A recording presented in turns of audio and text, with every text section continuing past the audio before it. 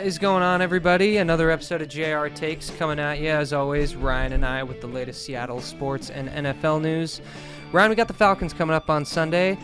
I am a little bit in the same boat as I was last week with don't really know what to expect because I want to buy in on this team and believe that we're going to end this losing streak, but I just don't know if the Falcons is the game that we're going to be doing that with. What are your thoughts on our opponent this weekend? I mean, offensively, yeah, similar concern to the 49ers, although not as concerning. The Falcons have a really good running back duo. I don't know if their scheme is really on the same level as what Shanahan is doing, where it seems like it doesn't matter who he has at running back or really even quarterback. They're going to produce. But, you know, Kirk Cousins has been playing a lot better since the start of the season. Drake London, great receiver. Kyle Pitts, great potential. There's lots of weapons on this offense, and they've been moving the ball up and down the field, even on a good team like the Buccaneers last week. So definitely not a team to be taken lightly. However, their defense is not frightening me at all compared to, you know, going up against like a Nick Bosa and company and all those weapons in the front seven on the 49ers defense. So I think we should play a lot better on offense. I was going to say, I think this is a get-right game for the line. It should be. Maybe figure things out because this is a pretty weak defensive line. And I want to say, I think the only guy to worry about on that defensive front is Matthew Judon. Is Grady Jarrett still on the Falcons? Because he's maybe good. He's someone to worry about. Okay. But I honestly can't remember if he's still on the team. Probably should have looked that up beforehand. But anyways, definitely just overall not nearly as imposing of a defense and someone. It's a front that we should be able to run the damn ball on. They've been really bad in run defense. Tampa Bay ran all over them, and we got to show up in that part of the game eventually. I know we had some decent stats against Detroit running the ball, just with some breakaways that happened, but we really didn't run great against the Giants or the 49ers, and it's just really hard to win when you're asking Geno to throw 50 times a game. Like, most of the time when a quarterback is throwing that often, you're getting blown out. And that's just not a recipe for long-term success, I think. So I really hope we can get the run game going. On the other side of the ball, Rayshon Jenkins just got put on IR for I saw that. Reasons I can't explain. I thought he was fine. So the injuries just keep on coming. Our guy that we just activated off the practice squad last week got injured. Pritchett might have to make a start. I don't know if they're going to rotate Kobe in there. He does have corner experience, but I feel like I haven't seen Kobe all season. He got some playing time last week because of the injuries, but yeah, this secondary is taking a real hit. If Tariq Woolen can't play, I mean, Drake London against Nehemiah Pritchett is not something I look forward to watching if it happens. And that's right. I'm not trying to, you know, put down Pritchett. He's just a rookie that was not meant to play at all this year. So going up against a number one receiver like that doesn't bode very well. It could be a long day on defense, especially if Murphy does not get back in. But like my prediction, I think last week, which didn't really end up coming true, but I'm going to say it again. I think this could be a game where whoever has the ball last is going to win. Because I don't think there's going to be a whole lot of defense being played in this game. Hey, you were kind of right about the Niner game. If we had the ball last and didn't give up that huge run to the fucking third string running back, we could have potentially won that game. I just didn't even want to revisit that because it was so repulsive. Yeah. But I'm glad that we've had this nice little mini bye here to get over that game and that 3-game losing streak, because we've had as many days off as we had to play 3 games in. Like the last 20 days, half of them been off, half of them we played 3 games. Wild situation. The NFL's stupid for making that possible. Right. But we're past that. It's time to turn the page. You're 3-3. You can basically just say the season starts now. You know, there's no reason to think that we're dead until we are dead. And Mike has an opportunity here to show. I said this last week, but he has another opportunity here to show why we hired him and get this team playing disciplined. That's the number one thing that's actually bothered me this season, and I think the rapid succession between games contributed to this, but we have not played disciplined on offense or defense or special teams this season so far. And I'd really, win or lose, I want to just see us play clean. You know, that's a big reason why I think brought Mike McDonald in here, was to get our guys to stop making the boneheaded, dumb mistakes. Mm-hmm. And it's not been happening the last couple of weeks. Something I wanted to, I don't know if we want to go here too early, but as far as the discipline goes, DK Metcalf putting on the headset and demanding to speak to Ryan Grubb and passing the ball further than the sticks. Like, sorry, but I don't look at that as fiery passion. I look at that as toxic and kind of a guy that I don't really want on the team, personally.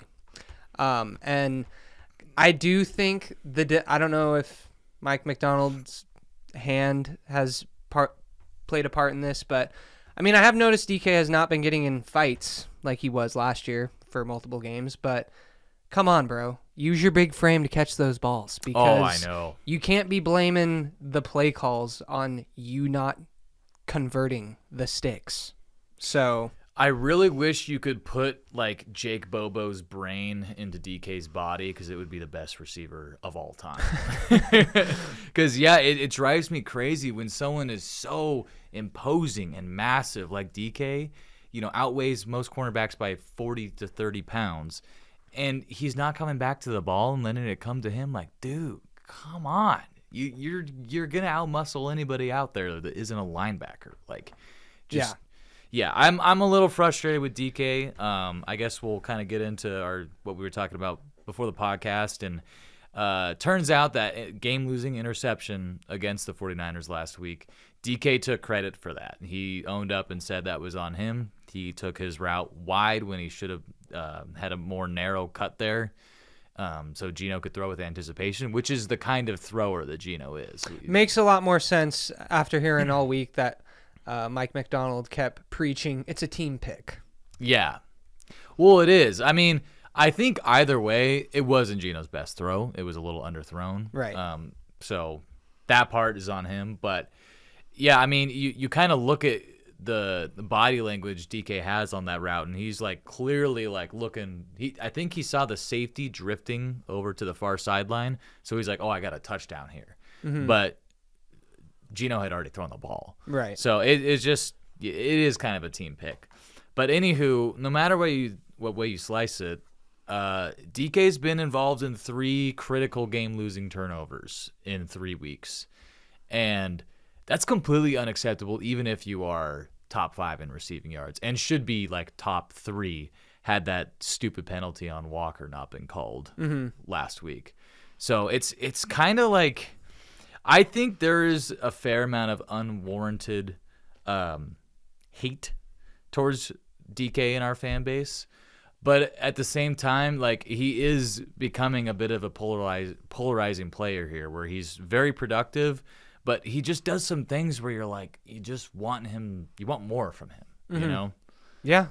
Yeah, no, I mean, that's kind of what my whole, I guess, issue with him is. Like, if we're going to be paying him wide receiver 1 money, I need to start seeing more wide receiver 1 plays out of him. I agree. And I'm kind of seeing wide receiver 2 out of him. I mean, he should be coming down with contested balls more than he is. And that's all I got to say on it, really. I still think he's a good player. I just, the money we're giving him and how the outside league views him, non-Seahawks fans I'm talking about, it just seems like everyone views him as a 1, when if you're a Seahawks fan, any Seahawks fan would tell you we're not getting 1 productivity out of him. It's kind of been a thing with him since he got here, right? Where it's like the talent is so off the charts with him, and just the imposing figure that he is, the size, speed, it's a crazy combination. But he really has never taken that leap to being the true like alpha dominant, like a Justin Jefferson. Justin Jefferson can bench probably 180 pounds less than DK, but that doesn't matter because he's a complete receiver, and that's what we've been waiting for him to climb, to ascend to that tier, that caliber of receiver. And every time it looks like it's happening, you get a game like last week. So I don't know what it's going to take. I'm not quite on let's trade DK. I'm not there yet, but I am I'm getting sick of the bad DK, I will say, for sure. That's fair. I guess before we transition to what we were going to link topic-wise to that, got predictions for the game coming up here? Yeah, I kind of think we're going to lose. I'm just trying to be as logistical as possible, not trying to be a biased fan in this regard, but I think it'll be a high-scoring game, just because if we're missing Byron Murphy, I'm just going to assume we are. I just think it might turn into one of those shootouts. So I'm gonna say 31-27. Yeah. So I just looked at an injury report, and Stone Forsythe might be out in this game. I didn't even realize that. So we might be trotting out 42-year-old Jason Peters at right tackle. I don't know how to feel about that because on paper, you're down to your fourth string tackle there, but based on what I've seen in the last 18 months, I don't know if Stone Forsythe is actually better than 42-year-old Jason Peters. So it could be an upgrade. I don't know. It's not. Where was I hearing the pressure stat with Stone Forsythe has allowed 35 pressures, which is like quadruple more than like the next worst. Maybe we just haven't been getting sacked all that much, which I don't think we have because Gino's been getting the ball out quick.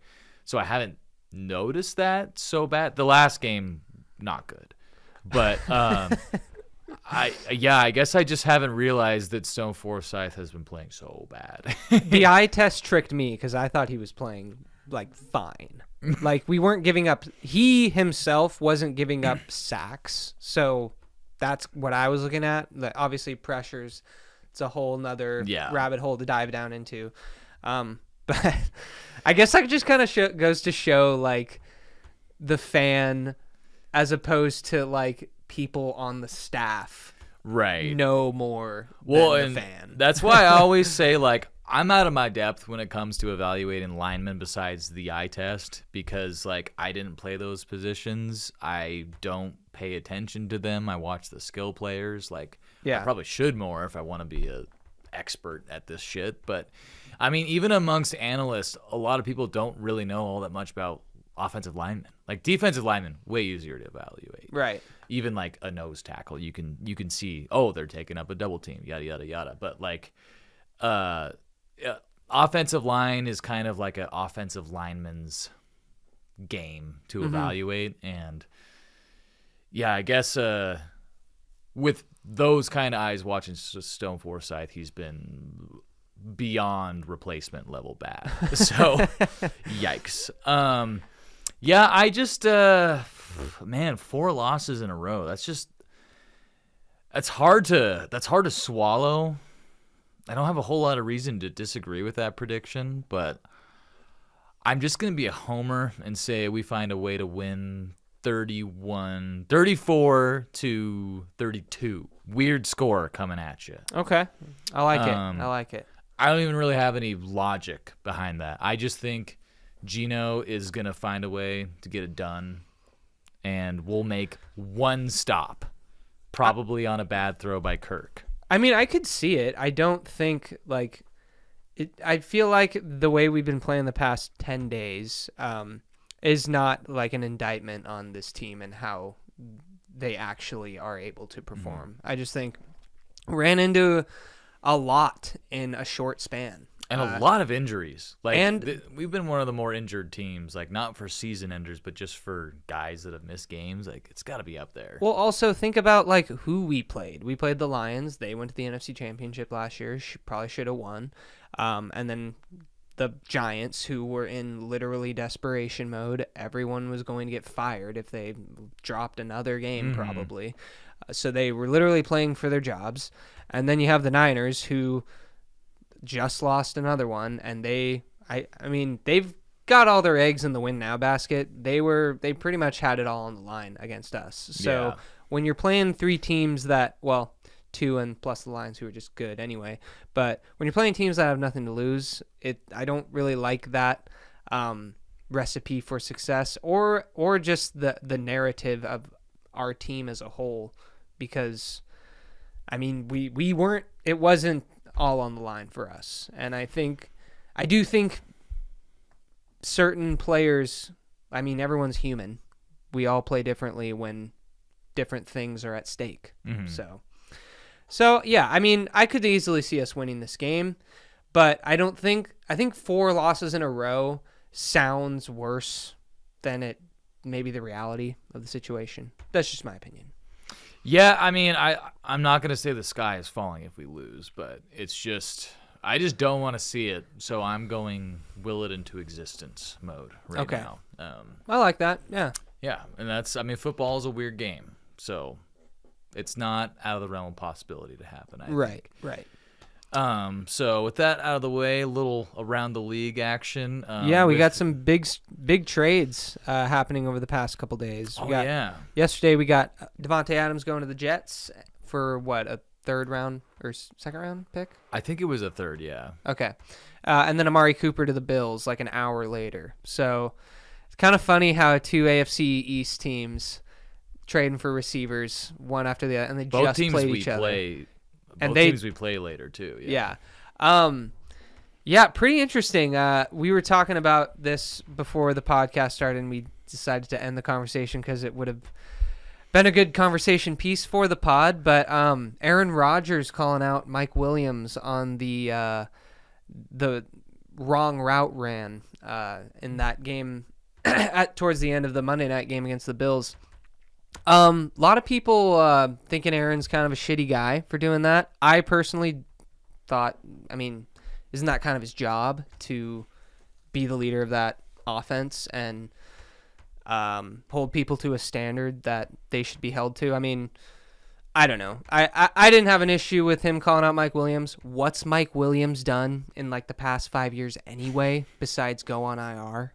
Like, I'm sorry, but like to me it's different than Gino and DK and their, rapport they've built together. I like Gino covering for DK covering for Gino. I expect that. But if you got a guy like Mike Williams on the dumpster fire Jets, like, you best believe, you should be held to a standard. And causing the game-ending interception, I don't know. Yeah, I mean, like, for the record, watching it live, I was like, oh, Mike Williams fucked that up. He slipped, first of all, and it looked like Aaron threw it wanting him to come back to the ball, kind of similar to what happened to DK and Gino, actually. Right. I will say it's very anti-Seahawk to call a guy out like that in the press. That's just not the way we do things in Seattle, really, sure. Really ever. And I'm biased. I really dislike Rodgers as a human being. I think he's probably the most talented quarterback I've ever watched, and that's including Mahomes. But I think he just rubs me the wrong way, man. I don't know. It's sure. That's a whole nother conversation. But I think everything you said is fair. I would just say if someone on our team did that in a press conference, I'd be like, hey, you got to protect the team. It's an old Pete Carroll saying, protect the team. And that's kind of my spiel on it. Yeah, I did. That being said, I do kind of think it's funny. I saw Sleeper post in their like little news feed how they post like just random Yeah. photos on like breaking, this person's injured, this person got traded. There was a picture of Tony Soprano and everyone like on the Soprano, like behind him at a graveyard, and it was just like how Aaron Rodgers is running the Jets. And it kind of makes sense because after Aaron Rodgers called out Mike Williams, he's on the trade block now. Yeah. So they're like, all right, you're gonna get whacked, basically. Yikes. You want to get into our weekly top 10? I do, yes. You want me to start this one off? I'll do 1, and then you do 2, and then you do 3, and then I'll do 3, 4. Yeah, we've go for it. kept doing it. Cool. No surprise here. The Chiefs still number 1 for me. They're still undefeated, and they're not even playing their best football. They have to be number 1 in my eyes, and I mean, I want someone to knock them off. Let's make that clear. I'm so sick of them, but I just think it until I see it, I'm not willing to believe it. That's fair. I got a bit of a shakeup in my top 4 right now. Okay. I'm keeping the Vikings at number 1. Part of me actually didn't want to, not for anything they did, but just for some of the things these other teams have done. Sure. But I mean, they're undefeated, and they're just still playing the best football in the league right now. Yeah. So they hold on to the number 1 spot for me. Number 2, I actually have the Ravens. I think the Ravens, were they to play the Chiefs again, especially at home, I think they would win that game. That now that they've found a way to utilize Derrick Henry, I really don't know how you stop this offense. I mean, Zay Flowers is getting open like crazy. Mm-hmm. If you stop Derrick Henry, Lamar Jackson keeps it on a read option, and then he's the most dynamic dual threat quarterback ever. It's fucked up to try to stop this Ravens team right now, and they just show that they have a defense that can hold the line against what's been the most electric team in football this year so far in the Commanders. So they really impressed me in that Commanders game, so they get the number 2 slot. Yeah, that's totally fair. I got the Vikings at 2. They're undefeated. I don't know. I know were they on bye this past week? Something like that. Yeah, they were on bye. I don't see a need for them to drop. Kind of unfair to them since they didn't play this week and they haven't lost, so they're going to remain at the 2 spot for me. And then jumping up a spot for me is going to be the Detroit Lions. I had them moving up. They whooped the Cowboys' ass. It was hilarious. One of the more embarrassing games I've ever watched. Yeah. Like for the Cowboys. So bad that the Cowboys just benched all their starters because they knew there was no chance of them even coming back. There was like 14 minutes left in the game. I know. Yeah. That. So after seeing an ass whooping like that, I was kind of bullish on the Lions defense a couple weeks ago, but after playing us, I thought that, I know they lost Aiden Hutchinson to that brutal leg injury, but But yeah, I just I don't know. Their defense has kind of proven a lot to me over the span of since we last played them, and so I got the Lions at 3. Yeah, it makes Geno's performance against them even more impressive, in my opinion. But I also have the Lions at 3, and the only reason why they're not at 1 is the Aiden Hutchinson injury, because he's been like the best pass rusher in the league so far this season. I think that's going to be a big loss for them. I think they should trade for Max Crosby. I think they should too. Or they'd have to sell the farm for it for a guy like Myles Garrett. But... I thought you were gonna say Micah Parsons because there's well, the Cowboys. That's been thrown out there too. I don't think the Cowboys are gonna sell yet. They have an easy schedule, but they have Jerry Jones, dude. He's not. Yeah, he's not smart. He's not a smart person. And then number 4, rounding out the top 4, I have the Chiefs. Again, like there's a case for them to be number 1. They're undefeated. I'm not moved by the way they're playing football right now, and I know they're winning, but I feel like in another world they could be like 2-2, or 3-2 very easily right now. Yeah. So they're in the top 4, but they're 4 for me this week. That's fair. I got the Ravens at 4. Pretty much everything you listed. I do think they're starting to figure out their rushing attack. Defense probably isn't as good as it was last year, but I think the ability for them to run the ball. That's why they lost the AFC Championship, because they didn't run the ball. Their pass defense, obviously with McDonald over here in Seattle now, probably doesn't need to be as good against a team like the Chiefs if they're going to go up against them in the playoffs. So I do like this Ravens team as far as like their formula to knock off the Chiefs. Just keep pounding the rock and run Derrick Henry, as Marshawn Lynch said, over and over and over and over and over and over and over.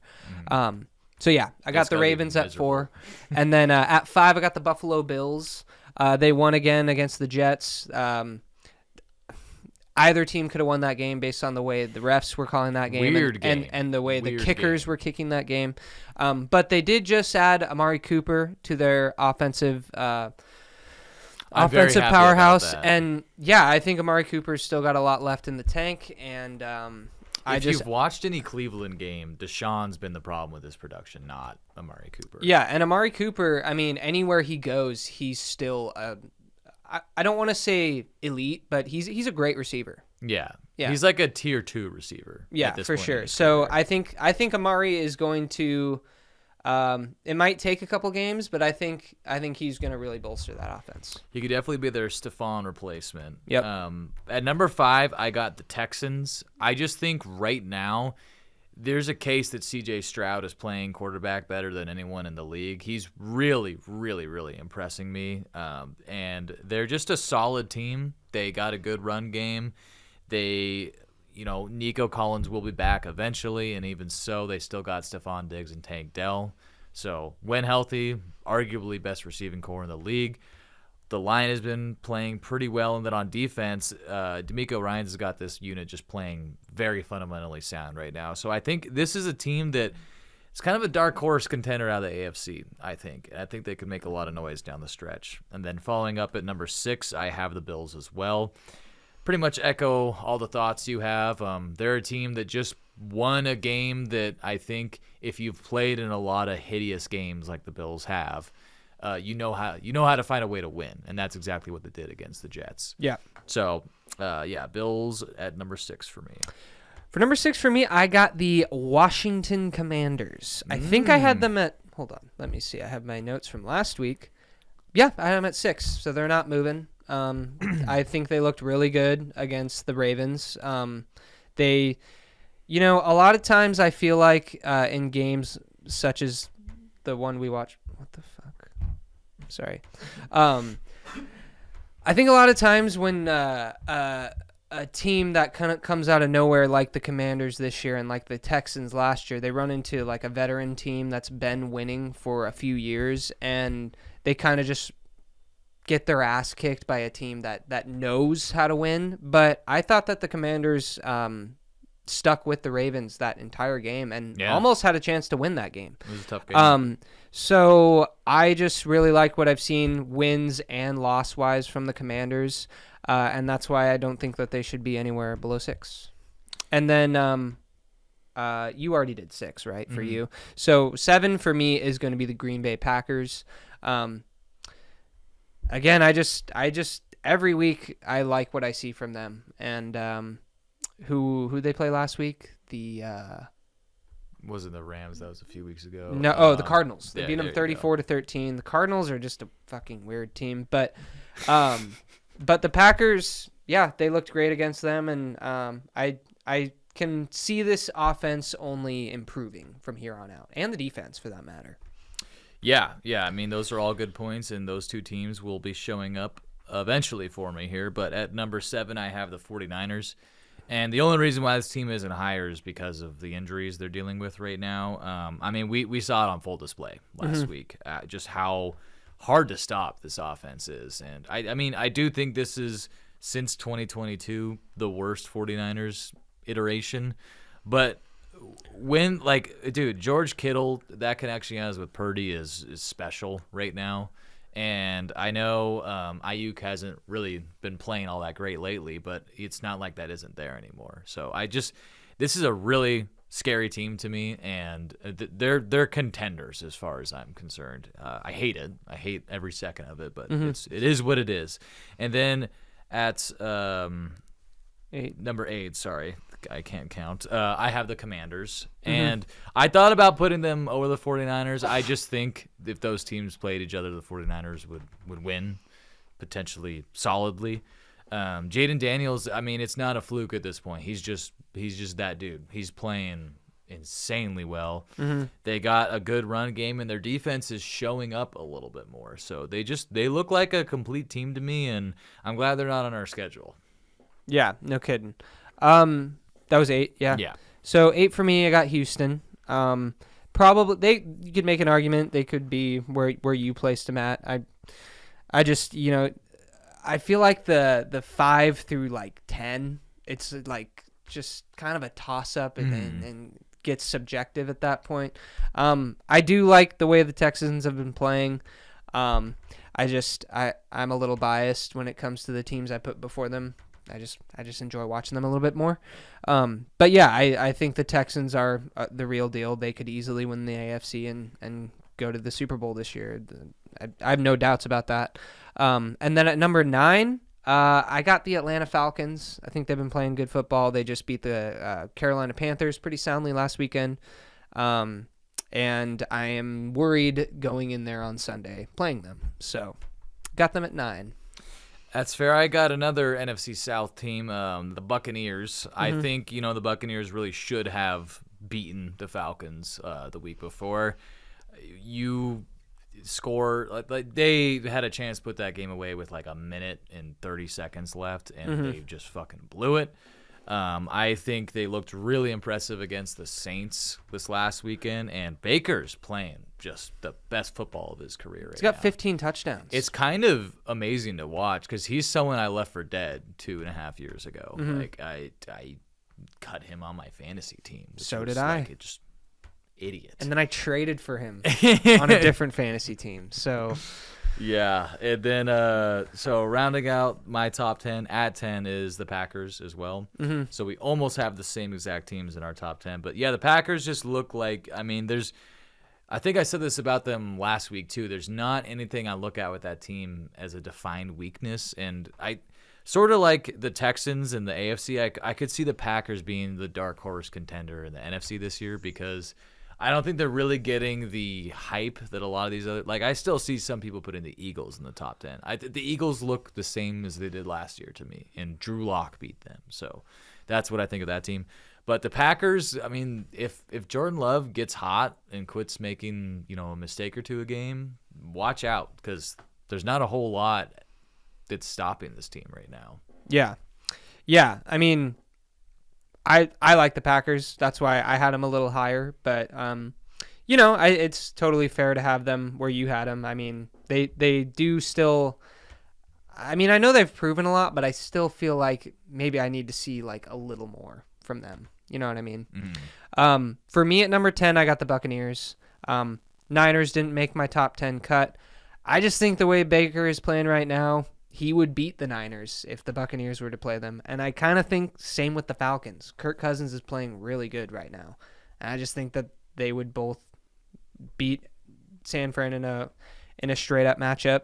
Honorable mentions for me, the Niners, they're probably hovering just outside the top 10. And then the Chicago Bears. The only reason I don't have the Chicago Bears in the top 10 is because they've beaten the shit out of bad teams. Yeah, that's my thing with them too. But Caleb Williams really looked like why he was the number 1 overall pick the last couple of weeks. I think he should have had 5 touchdowns last week. I want to say the 5th one they got a flag or something. No, DJ Moore was like an inch short of the goal line. Oh, okay. But yeah, he should have had 5 touchdowns. Yeah, so if he keeps ascending, I like what I'm seeing from Chicago, and that defense is legit. Yeah, so, Jalen Johnson is playing corner as good as anyone right now. So they got weapons all over that team. Can you imagine if they didn't trade Roquan? Yeah. They'd be a really scary team right now. Yeah, no kidding. Yeah, that's pretty much all I have for this one. That's the top 10 power rankings. Hopefully we can squeeze back in there at some point, like when we were 3-0, but who knows? It's a long season. Yeah. The story has yet to be told. Yes. It'd be interesting to go back to our first top 10 and see how things have changed, because I'm sure it has. But yeah, that's it for me. Yeah. We'll see what happens Sunday, and we'll probably see you guys Sunday night after our reactions, hopefully positive this time. Yeah, And it's going to be hard to get on that Zoom call if we've lost the 4th game in a row. I'll tell you that much. I'm going to if we get our asses kicked, I promise I will come on with actual information that's useful and not just me being like, well, that sucked. No, I think I think there's some value in just telling it like it is here and there. Yeah, looking forward to hopefully a positive reaction on Sunday. Yes. All right. Well, thanks for stopping by, and we'll catch you guys on the next one. Yep. See you later. Yarny.